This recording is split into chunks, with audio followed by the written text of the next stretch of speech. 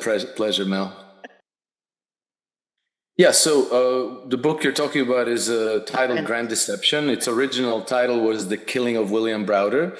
The Killing of William Browder got banned in 2017 after 5 weeks on the market. And the reason why it got banned is because a history professor in the United States picked it up. They wrote a book review on Huffington Post.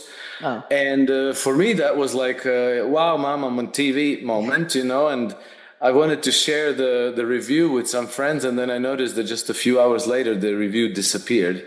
And then 1 week later, the book was wiped from Amazon. And well, the subject of the book was initially Bill Browder. So the first two chapters more or less deal with the one Bill Browder, who used to run the largest foreign-owned hedge fund in Russia during the 1990s, during the Russia's transition from quote communism to quote capitalism, and which in reality was the largest ever engineered pirate raid on a country by Western financial interests. Literally hundreds of billions, if not trillions of dollars of Russian assets were stolen and taken overseas into offshore jurisdictions. And so Bill Browder participated in this. I met Bill Browder on 2 occasions, and I thought, he was a swell guy until I read his book in 2015. And then I realized that was something terribly, terribly wrong about it. His book was Red Notice, and Red Notice became something of a bestseller because I'm convinced that it was ghostwritten by Lee Child. And so it was very successful, and I read the book, and on the first reading, it read very compellingly, very well put together.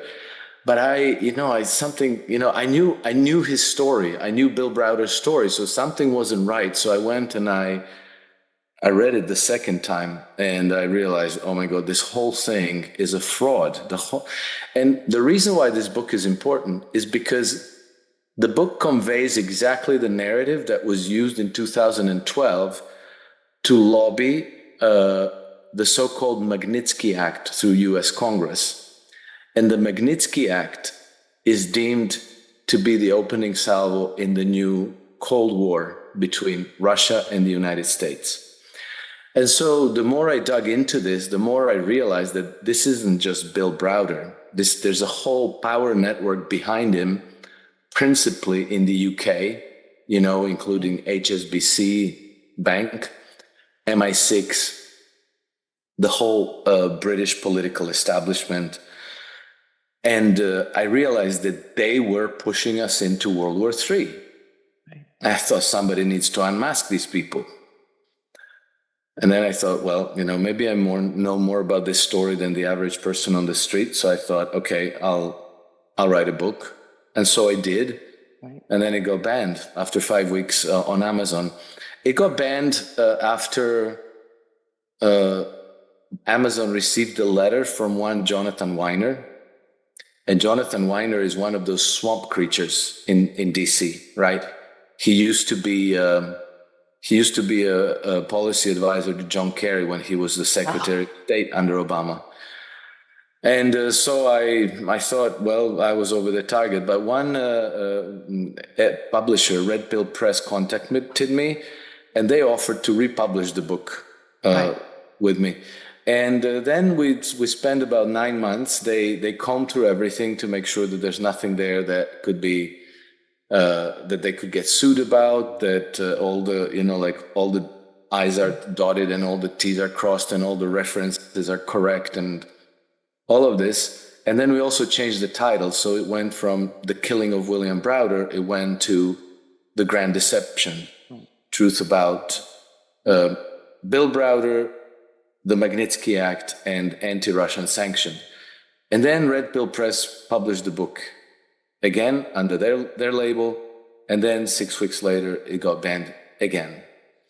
And you're right, Mel, at that time, people just didn't get that. And my friends would ask me, well, what did you write in your book that they banned it? And I thought, what do you mean? I wrote whatever the hell I wanted. It's, don't I get free speech privileges? But, people thought that, well, if they banned your book, then there must be something so terrible in it that you probably deserved it. You probably had it coming. No, it was just that I exposed something that shouldn't have been exposed as far as they're concerned, because they wanted a World War III against Russia. Well, according to them, they said that the book had defamatory content. That was what's in the letter from Jonathan Weiner to Amazon. Um, Defamatory towards Bill Browder, poor Bill Browder. Such an upstanding guy. But I can't say because there's a lot. I in the first two chapters, I kind of deconstruct Bill Browder's narrative in his own words because his story is so incoherent that if you just use his own content, you can show it completely conclusively that it's false, that he's lying. But then what I got even more interested in is that he demonizes Russia, he demonizes Vladimir Putin, and then when as I research deeper into this whole conflict between the Western financial interest and Russia. Right. Oh my God, there's about 200 years of history of this. So I thought it would be really important to put all this into perspective, that this is not, this history didn't begin in 1991 and it didn't begin in 2014 and it didn't begin in 2022. This goes way, way, way back. And there's a link to U.S. Civil War, because what most people don't understand is that Civil War, I did like an informal poll among my American friends. And I asked them, hey, so what was the Civil War about? And to a person, everybody said like, oh, it was about the emancipation of slaves. Nope. Now they're like, nope, it's not that. It was a geopolitical event. The United States in the first half of the 19th century emerged as a major global power, and the British Empire thought like, this is a rival. We need to cut them down to size. So they started to pit the South against the North. They started to encourage the South to secede, help them provide them armaments, diplomatic support, and so on and so forth. And people also don't understand that Russia had a major involvement in that conflict, namely in 1863 when the North was at a very, very low point, and the morale was down, and there was a risk that they would lose the war. Abraham Lincoln, right? And there was a major likelihood that the British and the French were going to intervene in the United States on the side of the South. That would have been the end of the United States. Right. It would have been balkanized into at least two weaker entities that people who do divide and conquer could pit one against the other, keep them always weak as client states. Right. And then Russian Tsar Alexander II, right. He sent his Baltic fleet to New York, and he sent his Pacific fleet to San Francisco, where they anchored and stayed for 6 months with the orders that if the French and the British intervened, the Russian Navy would come under the command of Abraham Lincoln, and they would serve his military in defense of the United States. And this made it impossible for the Brits and the French to intervene and break up the United States. Well, this all got purged from history. Right. Because throughout the 19th century, there was a very strong alliance between Russia and the United States. And their common enemy was the British Empire and their sidekick, the French Empire. And so this was all scrubbed from history. So most people don't know it. Historians know it because it's on record. It's not controversial. Yeah. But it's not in U.S. History 101 or 102. It's completely out of there.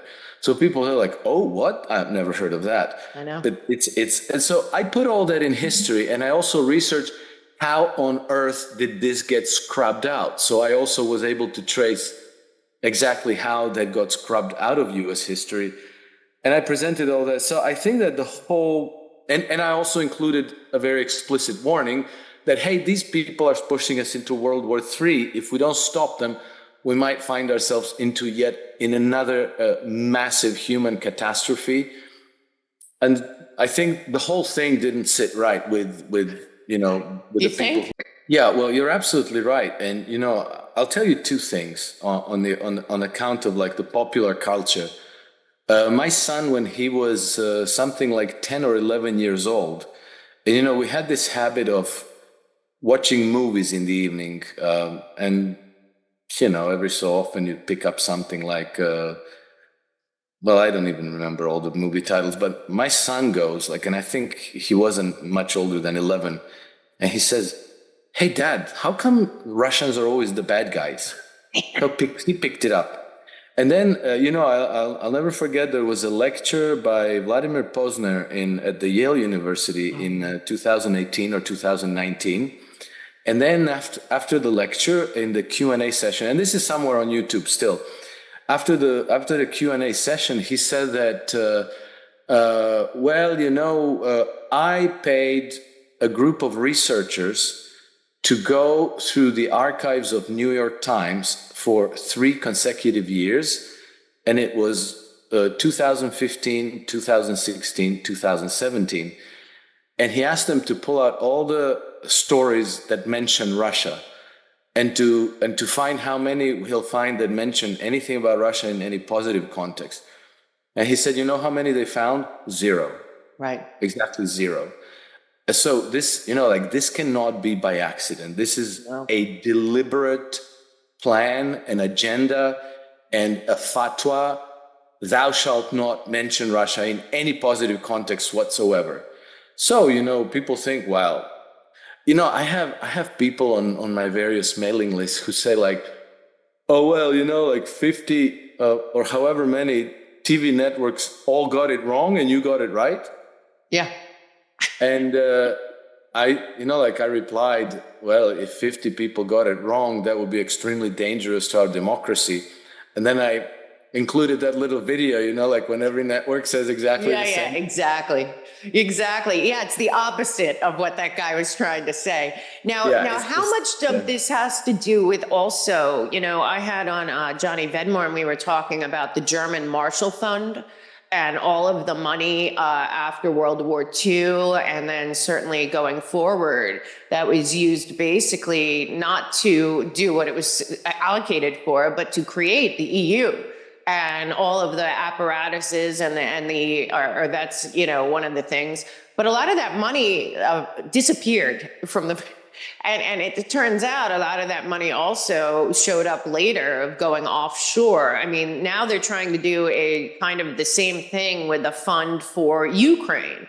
And if people actually know the history, it also appears that all that money that went into the Marshall Fund supposedly for helping all the countries that have now been chopped up into little pieces to become the EU and others that used to be part of the USSR, all basically were swallowed up in this period of time without any transparency of the money or anything. So there was also a huge financial laundering, whatever was going on that happened at the same time of what you're talking about. So how much of this has to do with the financial, elements that control the situation that wanted to, I guess, take all the natural resources or get all the EU in line? I mean, it sounds very similar to the IMF model, but on a grand global scale. And then, of course, to demonize Russia and say, like, we're helping. But really, it was the opposite, it seems. Yeah, they love to say that they're helping. And I think that somewhere they even had like a policy formulated to say like, oh, we help this happen. Okay. Right. But to answer your question, Mel, it has everything to do with that. That's the whole point, because they're not trying to dominate these countries for freedom and democracy, obviously. It was never about any civilizing mission. It was never about bringing Christianity and spiritual enlightenment anywhere. It always has to do with resources. Right. And, there's one group in particular, and I really want to make this clear. There's one group in particular that's driving these agendas, and that's the international banking cartel, because they are the only ones for whom forcible control of resources is a make or break situation. Okay, so we see these global corporations like BP and Shell and Halliburton and KBR, and they're all over the world. They're doing all these bad things, but these corporations, they could fund their operations from any bank. So if they need money for their operations, it doesn't matter whether it's JP Morgan who lends them money, or a VTB bank in Russia, or some Chinese or Indian bank, or whatever, they don't care. And they also have the option of developing a business model where they just buy the resources from the country, right? Yeah. Okay, there's abusive practices where they oppress, they depress the price, they force the countries to sell their resources for pennies on the dollar and all that. But the corporation, let's say if we explore the motives of various actors, corporations could act in a different way. Yes.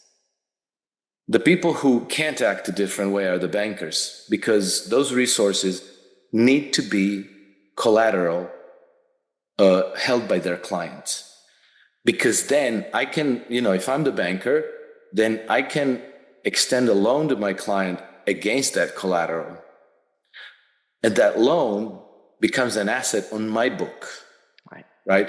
So that collateral, those resources, directly become a source of my wealth, because now my client has to pay me back those loans with interest. So right there's a financialized money flow on the back of those resources to me.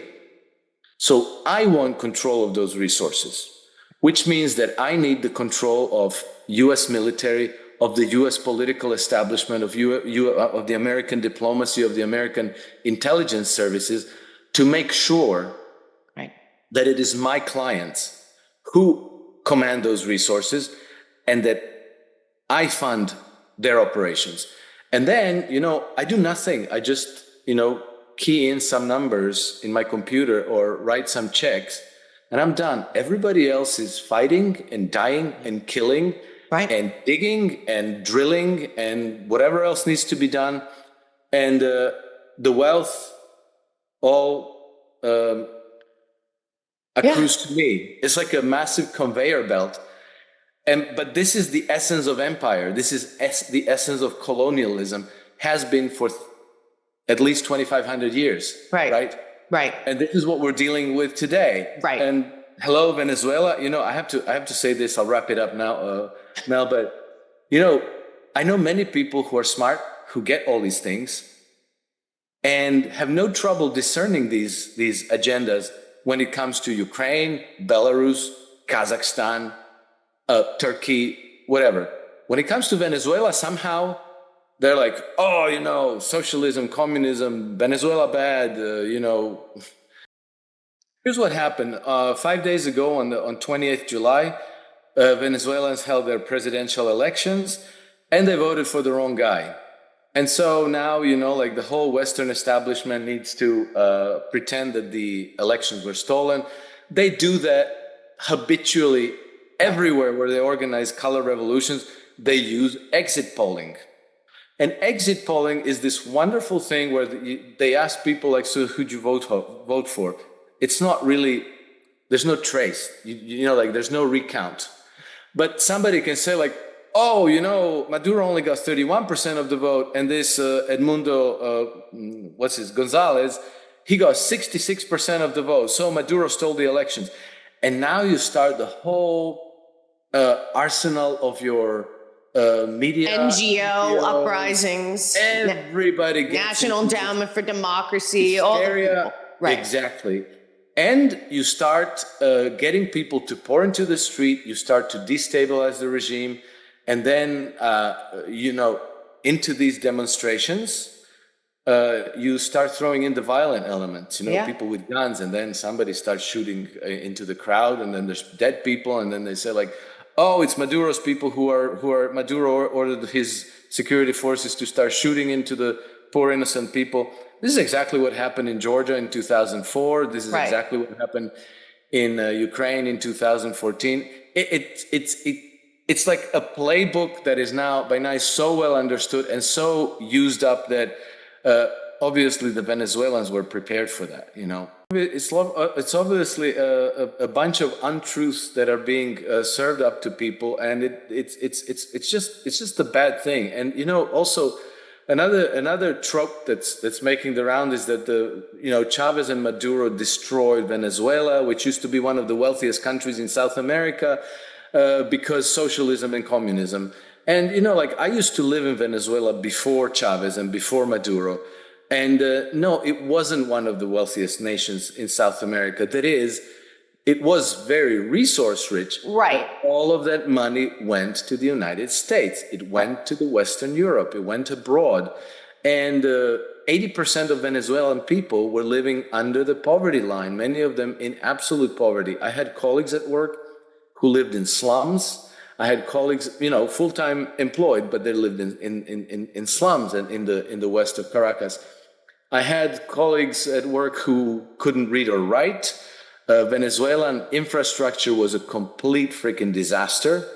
Now they tell you that law and order fell apart because, Caracas is such a dangerous place. Yeah, it was in the 1990s as well. I was instructed never to stop at the red light after dark. And, the national hobby was reading Monday morning newspapers where every day on the front page, they would report how many people were killed over the weekend. And they were not. That's like Chicago. It's like Chicago now. Yes. Yeah. They were not counting traffic accidents. They were counting only stabbings and gunshots. And so, it would always be several dozen, up the highest number I remember was into 130 something people killed over the weekend. And so it's, so there's been yes, that's definitely true. But, there's also a geopolitical dimension to the whole story. And that is, the United States is extremely important to them because it's one of the major powers in the world. It's a superpower. And the American people so far have ponied up the money to pay for these 900 military bases all around the world. And this is the role that has been assigned by the imperial oligarchy to the United States. Now, the danger is that the United States reverts to its democracy, and that people say like, hey, why should we be paying for these military bases everywhere and shoulder the cost of the empire if we can just maybe develop our productive economy, allocate credit to agriculture, to industry, reindustrialize the nation. There's brilliant, wonderful entrepreneurial spirit that's alive and well in the United States. Right. And then why don't we just trade with the rest of the world in a friendly, constructive way to the mutual benefit, and everybody is more prosperous for it. And so, if at the moment, while they have the United States still ruled by the neocons in Biden administration, right, and all these swamp creatures that are determining the policy, then the unitary United States is useful to them. But now there's a risk that the Americans actually exercise their democracy, that Donald Trump comes into power, and that Donald Trump says like, hey, I'll be making deals with the Russians, with the Chinese, right, with the Indians. We're going to trade. We're going to be, trading partners. We're going to reindustrialize the nations. We're going to put the people to work. We're going to give them credit to start their own small businesses. And then, the business of the country becomes pursuit of happiness rather than policing the global empire. Well, now the United States is no longer any use to the global empire. Even worse, if the Americans partner up with the Russians and the Chinese and all the other countries in the world, then they become a liability because they might turn against their colonizer, the same enemy as in 1860s. So that is why I think that they are preparing that if they lose control of the United States, they'd rather destroy it. They'd rather partition it. I agree. And so you're getting kind of a slow preparation for Civil War 2.0. Yeah. For the same reasons and by the same actors as in the 1860s. Yes, I think you're absolutely right. And I think that the American people, if they weren't gaslit and lied to and deceived for decades, they would never stand for that. They would never stand for that. And so this is why it's so very important for them to be able to continue to lie, to silence the voices that are providing a different perspective and providing true information, and to continue using the United States as the global policeman at its own detriment, and particularly at the detriment of its own people. You know, the thing that kind of gets me, you know, like when you see those videos of the streets of Oakland and Baltimore and Philadelphia and so forth, and you see all these people on the street who are drugged out of their heads, who are homeless, who are obviously sick, and whose lives are completely destroyed. All of these people are somebody's children. I know. And I think that probably their parents had different dreams for them. So, you know, what's happened is that these people have stolen Americans' future. Yep. And I think that it's time for the American people to wake up to that and to start to claiming it back. So, yeah, you know, I have to say, you know, I don't know what to make of Donald Trump. He, you know, like everybody else in politics, he cannot say, you know, like you can't come out and say things because you get shot, you get destroyed in whatever way. So they have to play along with certain things, but the neocons have got to go. And I think that Trump is our best chance to make sure that that does happen. And Trump is probably our best chance of seeing an American president sitting across the table with a Russian president, sitting across the table with a Chinese president, with a North Korean guy, with the Iranians, with the Indians, and cutting deals and making sure that the United States can trade with the rest of the world and bring the best of what it has in exchange for the best of what the rest of the world had. Wouldn't that be nice? Wouldn't it be nice? That's what we need. Go ahead.